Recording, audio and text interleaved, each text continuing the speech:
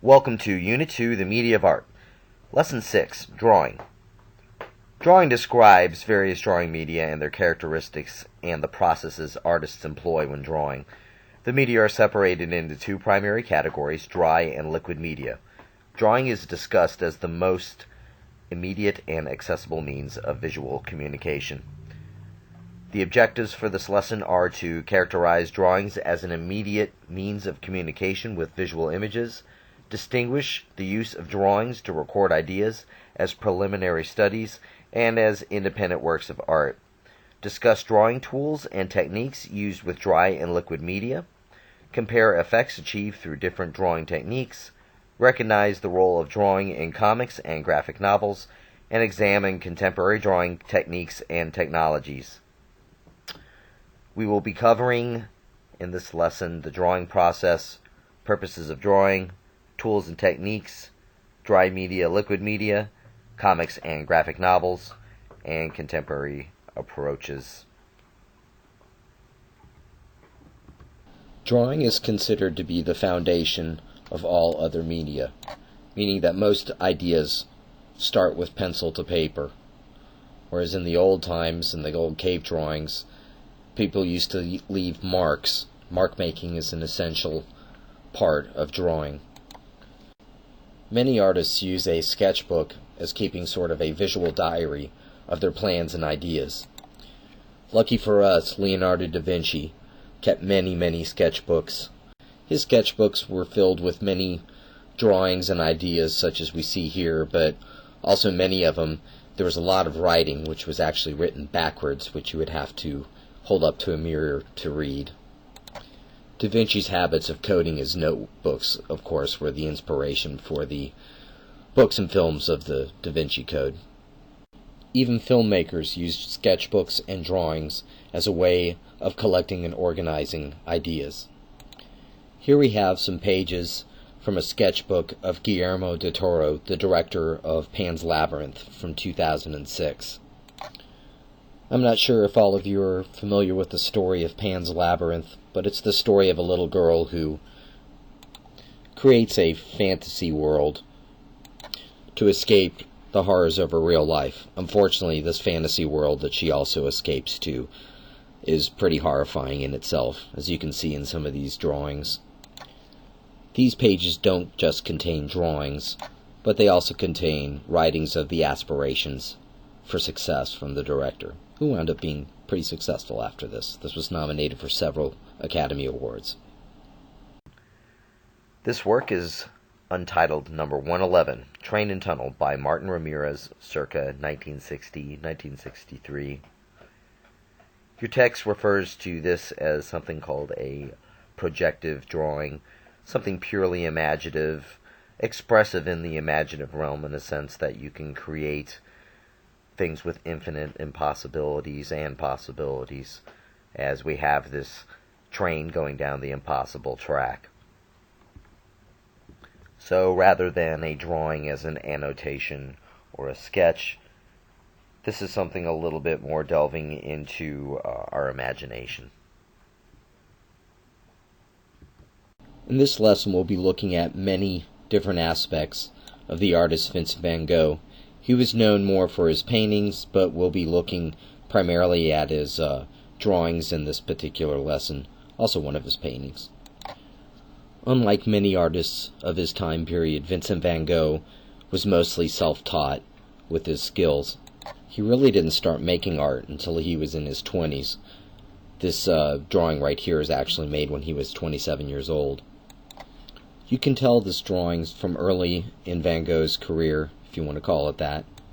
It's flat, unfinished, sketchy in some spots, but not intentionally so. And the hands and head are largely out of proportion when comparing it to the rest of the body. Van Gogh was pretty much able to succeed in teaching himself how to draw purely through his eagerness to learn. For the last 10 years of his life, he pretty much ate, drank, and breathed art. Not just the making of it, but also he's really one of the early guys in developing some of the modern thought behind art, as in trying to capture emotions and other things through color, which we'll get into a little bit more. later when we start talking about painting. This drawing is just a mere 2 years later. It's Old Man with his head in his hands. This is drawn with much more confidence than the previous drawing.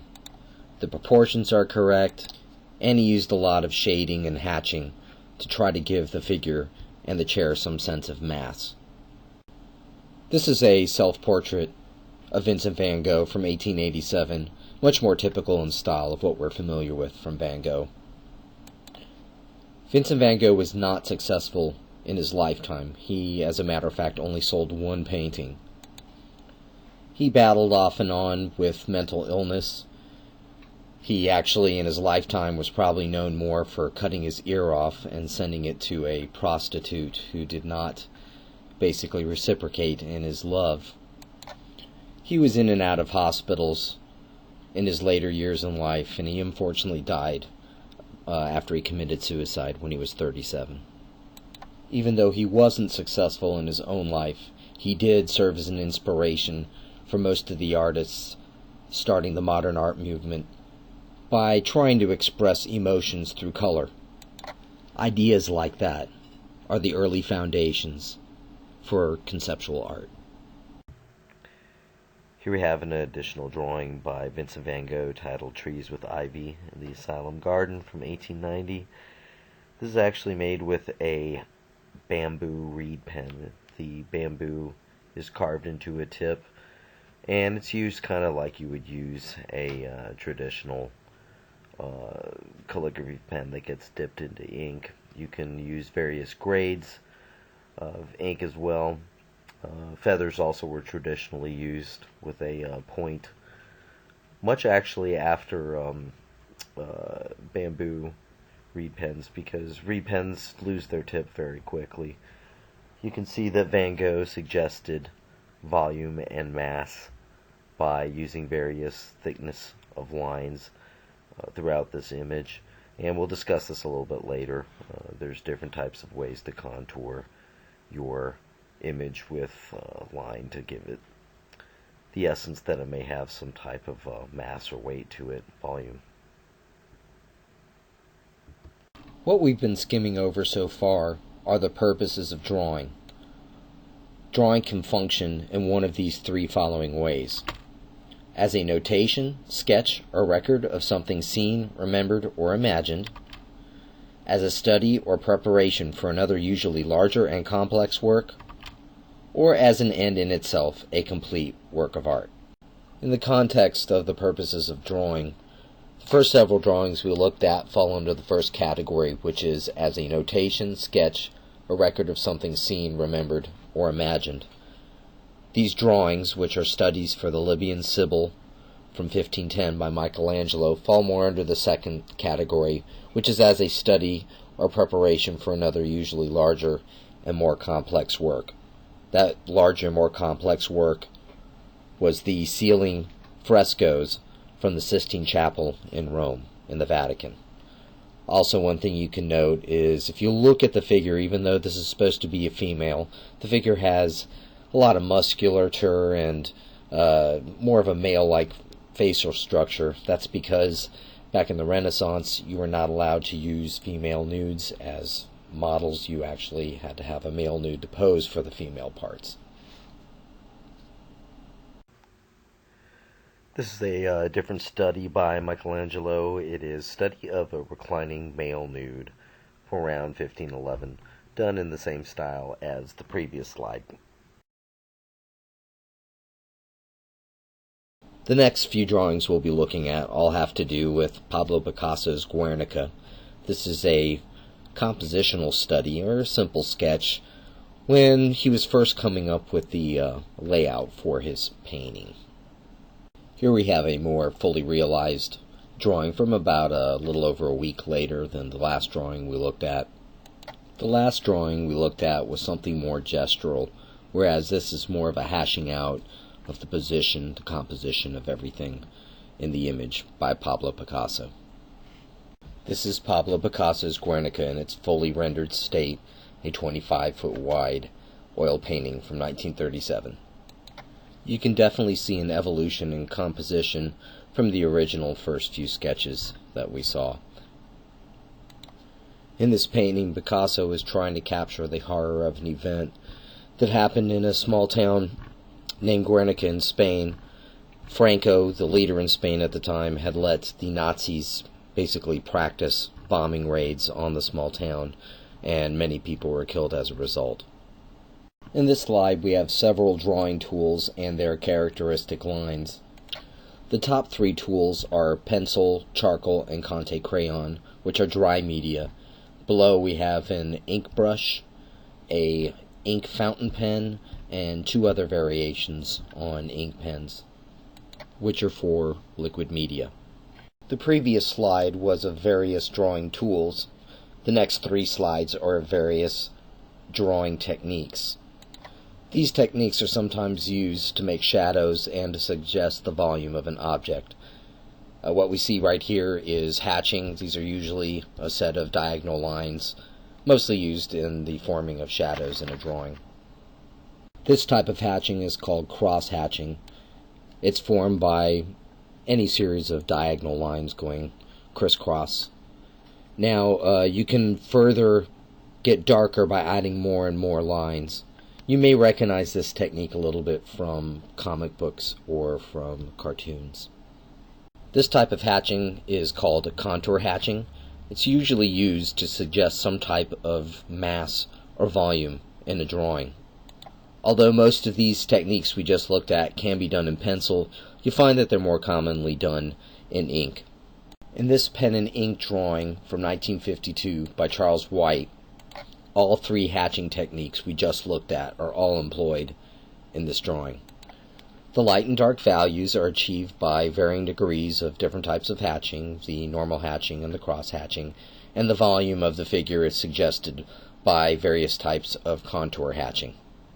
A few slides back we looked at some drawing tools, and I mentioned dry media and liquid media in the context of those tools. We're now going to be looking at those individually. So first we have dry media. In dry media we include pencil, charcoal, Conte crayon, and pastel. Conte crayon is not what you would think is like your normal childhood crayons. These are a little bit harder, less waxy, kind of a little bit closer to charcoal, but a little bit harder, more like a pencil. This drawing by Umberto Boccioni is titled States of Mind, The Farewells from 1911, done in charcoal and Conte crayon on paper.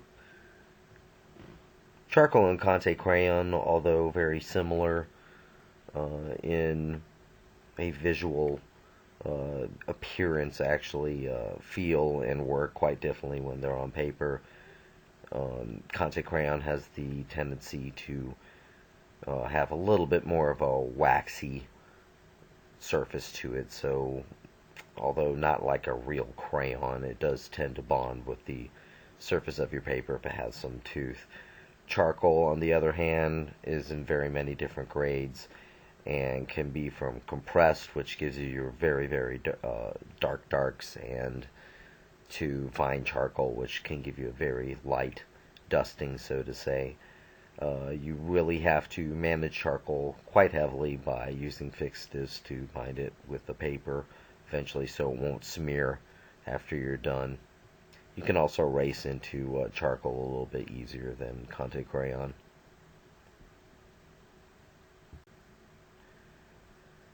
This drawing is also charcoal on paper. Now this artist decided to let the paper show through to have the web lines pop from the surface. You can either draw and fill in with the charcoal. Some people actually choose to completely cover their sheet of paper with charcoal, smear it in with some type of rag, and use erasers to reveal the white from the surface of the paper. It's not as pure as drawing as this artist did, but it is another way to let the white show through the black. This is an example of a Conte crayon drawing. It's from George Seurat. Conte crayons are drawing sticks that are made up of graphite and clay. Conte crayons are great for achieving chiaroscuro effects, as Seurat did in this drawing, and Conte crayon is not as chalky as charcoal is, or chalk, and it just doesn't smudge as much.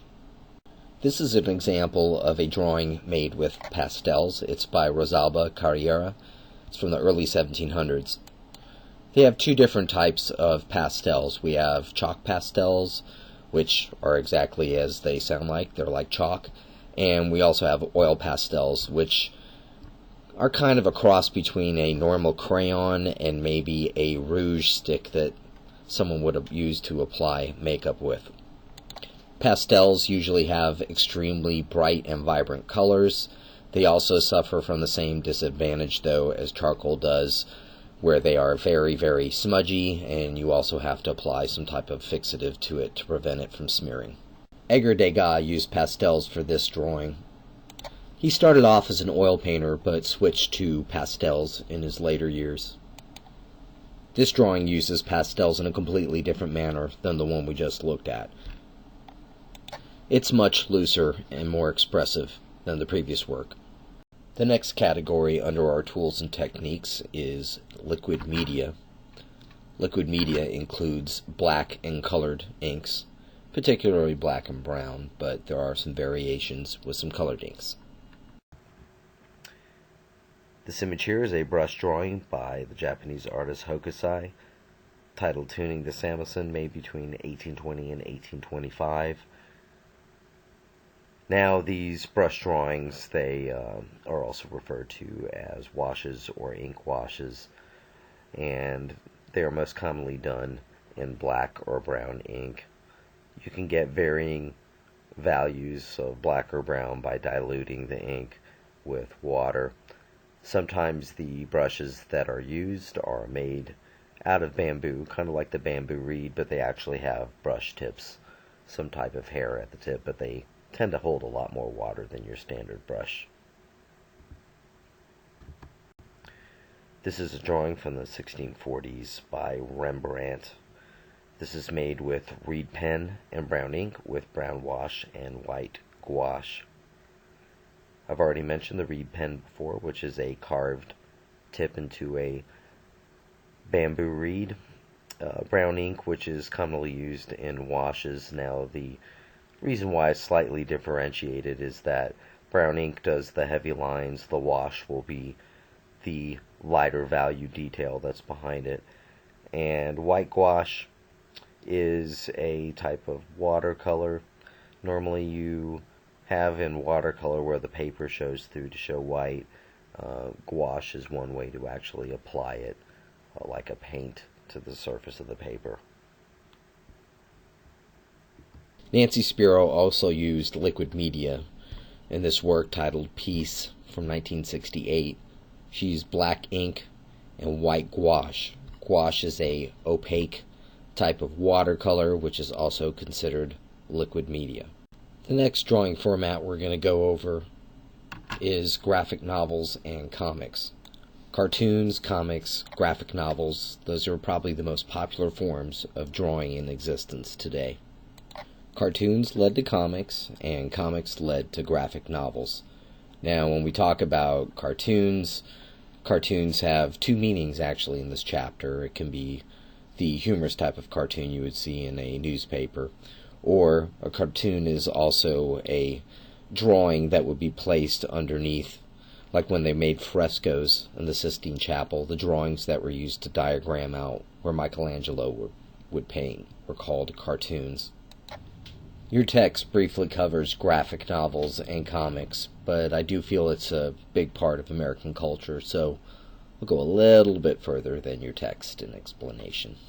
This is a detail from Little Nemo in Slumberland, which is a comic from Winsor McCay from about 105 years ago. Winsor McCay in his time was at the forefront of cartooning, comics, and also animation. We'll be talking about him a little bit when we touch on that a few chapters later. I couldn't very well talk about comics without going over our love affair with comics in America, and one of the characters that started off at the beginning, which is Batman. Here we have 4 different examples from various different time periods. In the upper left-hand corner, you have the original Batman comic from the 1930s, late 1930s. On the right-hand side is what's typical of Batman from the late 1950s, early 60s. Lower right-hand corner is Batman of the 70s, which was going a little bit more towards the vigilante style from the earlier comics. And on the lower left-hand corner, we have an example of Batman from the Frank Miller comics, which are what basically have influenced the new Batman films that have been coming out the past several years. Comic books started to lead towards alternative comics in the 60s with artists like Robert Crumb here, who made a lot of social commentary on violence and family life, drugs, sex, rock and roll. He's still drawing today, and there's a great documentary on him titled Crumb that's not as much about him, but it shows where the influences come from his family and surroundings. After seeing the movie, you'll understand why he drew such manic characters. Here's an example of a cover from one of the modern approaches to comic books. This is Fear of Comics from Gilbert Hernandez, which is basically an assemblage of imaginative short stories that have been illustrated to. This follows probably more the graphic novel format, but heavily influenced by comics as well. This is a page from the graphic novel Persepolis from 2001. Even though it's the story of a girl, it's more the example of a graphic novel taking on more adult themes. It's about a girl growing up in Iran around 1979 during the Iranian Revolution, and also dealing with the Iran-Iraq War afterwards. For our last 3 slides, we'll be going over some contemporary approaches to drawing. This is an abstract drawing by Julie Moredu. Besides being a acrylic and ink drawing on canvas, this can also be called a mixed media piece. The lines are made up of drawn lines, painted lines, and swatches of paper that are cut out into the shapes of lines. Some artists are trying to challenge the view of what exactly a drawing is. This work is done with varying widths of painter's tape. It's the stuff that they use to mask off certain areas that they don't want to paint on when working. This wall drawing is also what you would call an installation, a custom work that's set up differently in each gallery that it goes to. These are the last 2 images we'll be looking at for our lesson on drawing, and these are also contemporary approaches to drawing. On the left we have an image that's done by a sequence of rubbings. The artist usually achieves that by rubbing a pencil onto a rough textured surface with something in between, be it mylar as this artist did. Some people also use tracing paper or vellum. Then the artist laid them all on top to create this multi-layered drawing. On the right we have a drawing by David Hockney, which is done on his iPad with a modern day computer.